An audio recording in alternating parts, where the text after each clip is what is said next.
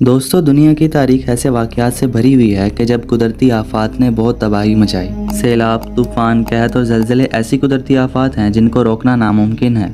आज की इस वीडियो में हम जानेंगे कि ज़लज़ले क्यों आते हैं, आखिर ज़लज़लों के पीछे क्या साइंटिफिक रीज़न होती है। ज़लज़ले ज़मीन की बालाई तह यानी क्रस्ट में होने वाली तब्दीलियों से आते हैं। क्रस्ट में कुछ प्लेटें होती हैं जिन्हें टेक्टोनिक प्लेट्स कहा जाता है। दरअसल ज़मीन की बालाई तह बड़े बड़े टुकड़ों में टूटी हुई होती है। ये टुकड़े क्रस्ट से नीचे वाली तह मेंटल पर फ्लोट करते हैं। इन टुकड़ों को ही टेक्टोनिक प्लेट्स कहा जाता है। यूँ समझ लें कि ये प्लेट्स ज़मीन के बड़े बड़े पजल स्पीसीज हैं। ज़मीन के इनर कोर में पिघला हुआ मादा यानी मैग्मा होता है जो कि एनर्जी खारिज करता रहता है। एनर्जी की वजह से टेक्टोनिक प्लेट्स एक दूसरे से टकराती हैं और बाज़ औक़ात ऐसा भी होता है कि इन प्लेट्स के किनारे एक दूसरे में फंस जाते हैं। यूँ प्लेट का बाकी हिस्सा तो हरकत करेगा लेकिन उसका एक किनारा फंसा रहेगा।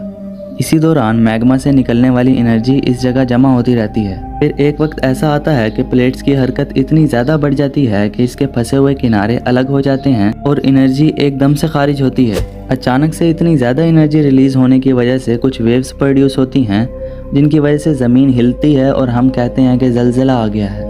ज़लज़ले आने की दूसरी बड़ी वजह मैग्मा है।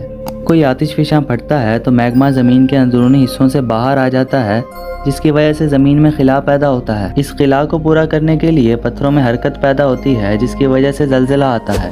इसके अलावा न्यूक्लियर धमाकों की वजह से भी ज़लज़ले आ सकते हैं लेकिन ये अमूमन बहुत छोटी नौइयत के होते हैं। अक्सर ज़लज़लों के बाद सुनामी, लैंडस्लाइडिंग और वोल्केनिक एरप्शन भी देखने को मिलती है।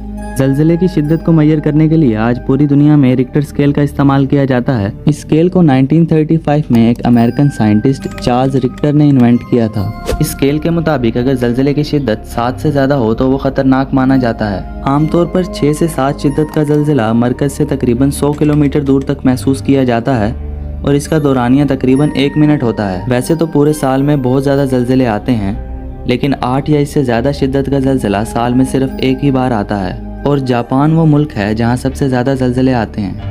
बाज़ लोगों का ख्याल है कि जानवरों और परिंदों को ज़लज़ले का पहले से ही पता चल जाता है। इसके अलावा ये भी कहा जाता है कि ज़लज़ला आने से पहले तालाबों और नहरों से ख़ास किस्म की बू आती है और ज़ेरे ज़मीन पानी का टेम्परेचर भी बढ़ जाता है। अलबत्ता साइंटिस्ट के मुताबिक कोई ऐसा तरीका नहीं है जिससे ज़लज़लों की पेशन गोई की जा सके। एक अंदाजे के मुताबिक ज़लज़लों की वजह से हर साल तकरीबन 60,000 अफराद मारे जाते हैं। पाकिस्तान में भी 2005 में एक बहुत बड़ा ज़लज़ला आया था जिसकी शिद्दत 7.6 रिकॉर्ड की गई थी। इस ज़लज़ले की वजह से तकरीबन 80,000 अफराद अपनी जानों से हाथ धो बैठे थे। वीडियो अच्छी लगी हो तो इसे लाइक करें और ऐसी ही इन्फॉर्मेटिव वीडियोस देखने के लिए नॉलेज फॉर एवरी यू को सब्सक्राइब करें।